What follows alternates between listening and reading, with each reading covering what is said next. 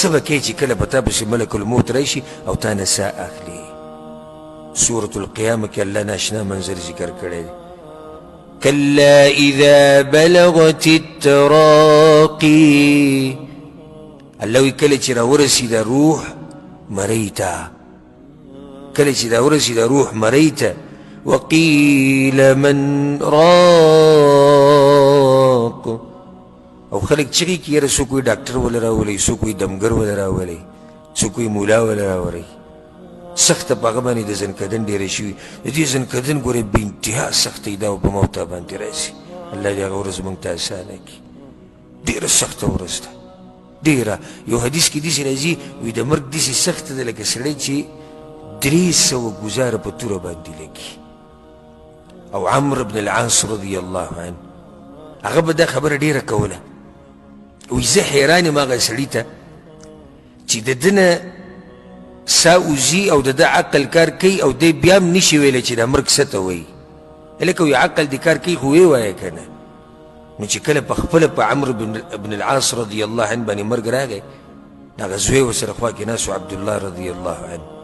نو هغه ورته ویې پلار جانه تا به دا خبره کوله چې زه حیران یم هغه سړي ته چې عقل یې کار کوي او دی دا نشي ویلی چې مرګ سخته څنګه ده. نن ته بیان کړه چې د مرګ څنګه سخته ده. زه هغه باندې زنکدن و.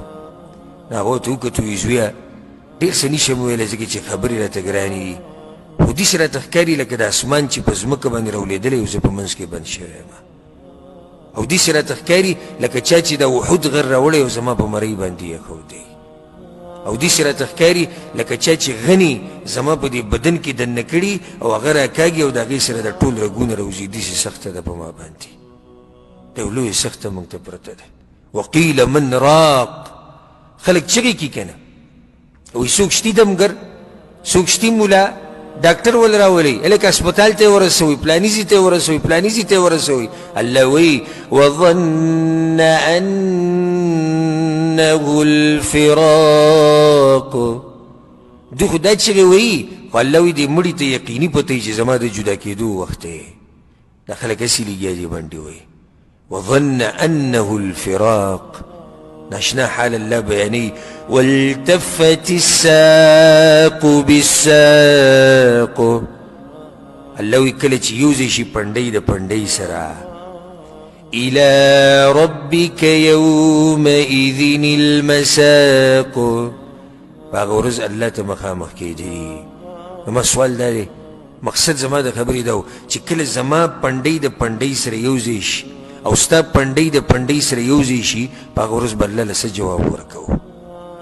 دا پنډۍ د پنډۍ سره یو کېده دې څه مطلب دی؟ مطلب د دې یو دا دی کله چې په انسان باندې د زنکدن دا سخته راشي که نه، نو د ډېرې سختې نه دی دا یو خپه دې بلې سره سمه جوخته کړي دي چې اکثر چې تاسو مړي وینئ د هغوی د خپې داسې جوختې دي یو بل سره، د تکلیف د لاسه د خپې جوختې کړي.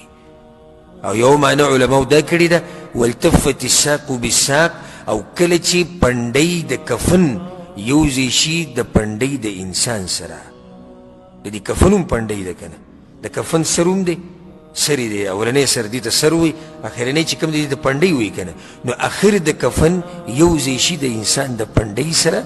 الى ربک یومئذ المساق، په هغه ورځ الله ته مخامخ کېده دي، الله نه تله دي. نو زما سوال تاسو نه دقه دی چې نن د شپې کور ته لاړ شئ، یو 15 منټه به زما دې سوال له جواب وګورئ چې کومه ورځ زما پنډۍ د پنډۍ سره ولګي، په کومه ورځ چې د کفن پنډۍ زما د پنډۍ سره ولګي، په هغه ورځ به زه الله ته څه وایم. زه هم د خپل حال نه ښه خبر یم، ته هم د خپل